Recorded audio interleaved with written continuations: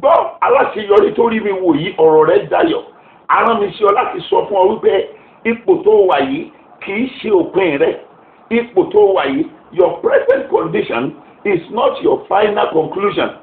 The Lord God of heaven will make a way for you where there seems to be no way. In the mighty name of Jesus Christ. There are a lot of people in the Bible who has went through what you are passing through today. Look at Moses. At the start, he was a murderer. In the book of Exodus chapter 2, verse 12, the Moses was a murderer. But he found grace. Bó ti ń wò mí lọ́wọ́ yìí, ìwọ náà wà á rà ànúgbà. Ìwé mímọ́ sọ wípé Ọlọ́run kò sí Mósè. Pápá sì ń jó ewéko jóná nínú aginjù. Ọlọ́run bá Mósè sọ, ó sì lò ó gẹ́gẹ́ bí ọkọ́ àti àdá láyé. Gbọ́ mi dáadáa, ẹni tó jẹ́ apànìyàn tẹ́lẹ̀, ó wá jẹ́ ẹni tó kó àwọn ọmọ Ísírẹ́lì jáde kúrò nílẹ̀ Íjíbítì. Ẹ wo bí orí ọ̀fẹ́ yẹn ti tó púpọ̀ púpọ̀. Ọ̀pọ̀lọpọ̀ ló sì wà nínú ìwé mímọ́ bẹ́ẹ̀. Ẹ wo ọba kan tí a ń pè ní ọba Ẹsikáyà. Pẹ̀lú bó ti pòfin Ọlọ́run mọ́tò, amúròyìn kú lọ́ba lórí ibùsùn nígbà tó ṣe ìlọ́wọ́wọ́ tó ṣe àìsàn.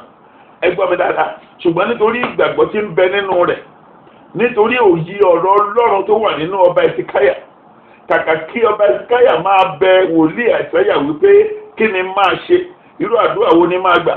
Ìwé máa sọ pé ó yí ojú ẹ̀ lórí ibùsùn yẹn, ó yí ojú ẹ̀ sára ògiri, ó sì bẹ̀rẹ̀ sí ní gbàdúrà sí Ọlọ́run.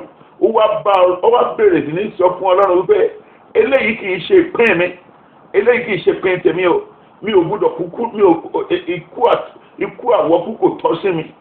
Ẹ gbọ́ mi, kí Àìsáyà tó dénú ilé Ọlọ́run tó rán wòlíì yẹn padà lọ sọ fún ọba Ẹsikáyà wípé bó ti fi ọdún márùndógún kún ọdún rẹ̀, ìwọ tó ń wò mí ò ní kúkú òjijì, ò ní kúkú àwọ̀kú, láti ẹni lọ bó ti ń wá ẹ̀mí àgùn láyé. Ọlọ́run kò fi ọdún kún ọdún rẹ̀, Ọlọ́run kò sì fi oṣù kún oṣù rẹ̀.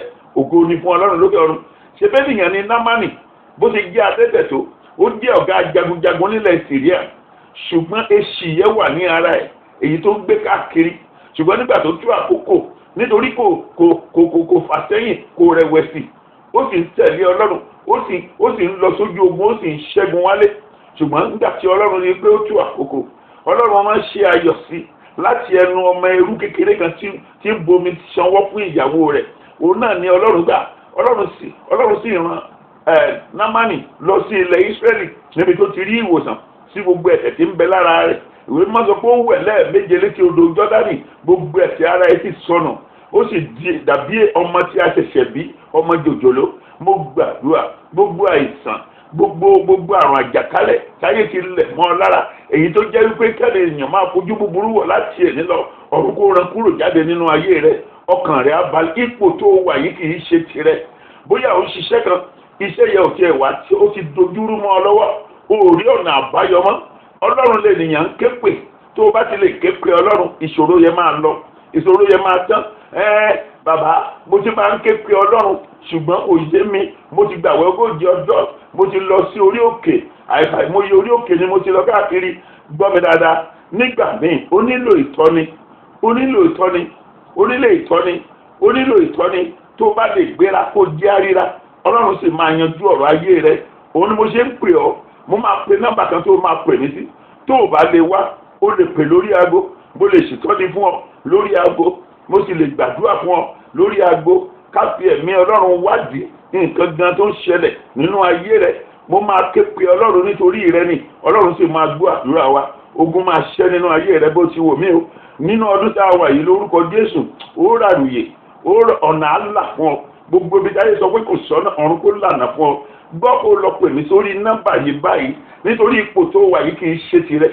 Ipò tó wà yìí kò ń ṣe òpin nínú ayé rẹ, o sì máa rọ́nà àbáyọ. Wo má fàyè gba Sàtánì gẹ́gẹ́ bí orin Òjó Adé. Má fàyè gba Sàtánì nínú ayé rẹ, má jẹ́ kí Sàtánì ó gbogbo. Lọ pè mí sórí aago yìí kó já sọ̀rọ̀, ó máa dára fún ọ. 08023917208.